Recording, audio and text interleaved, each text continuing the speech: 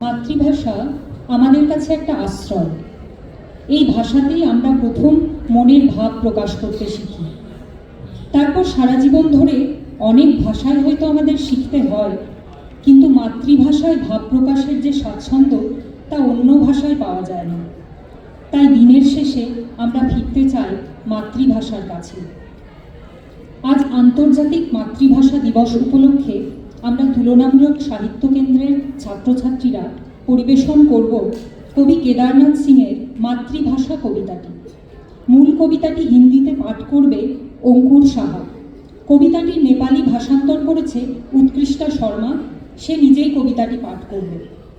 ওড়িয়া ভাষান্তর করেছে প্রাচী তনয়া দাস, এটি আমি সুপর্ণা মণ্ডল পাঠ করব। আর বাংলায় নিজের করা ভাষান্তর পাঠ করবে সম্প্রীতি গুপ্ত।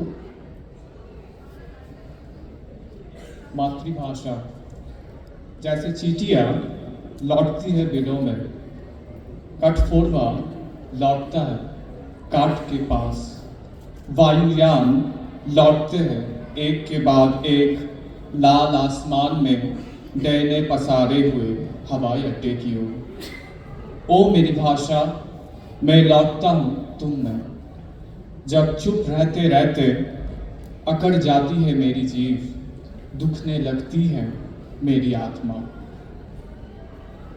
मातृभाषा जसरी कमिलाहरू आफ्नो गड्ढेमा फर्किन्छन्, काठफोर काठमा फर्किन्छ, हवाईजहाजहरू एकपछि अर्को गर्दै विमानस्थलमा फर्किन्छन्, रातो आकाशमा पखेटा फैलाउँदै।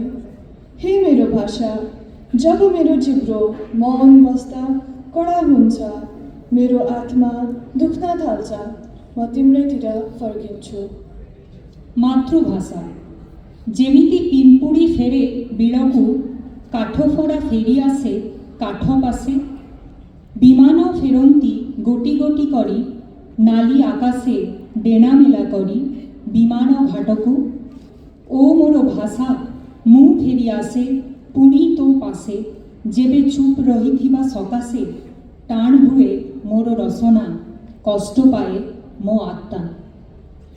মাতৃভাষা যেমন পিঁপড়েরা ফিরে যায় তাদের গর্তে, কাঠঠোকরা ফিরে আসে কাঠের কাছে, বিমানগুলো একের পর এক লাল আকাশে ডানা মেলে ফিরে যায় বিমানবন্দরের দিকে।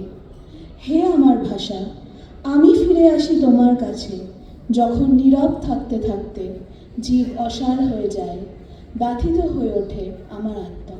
ধন্যবাদ।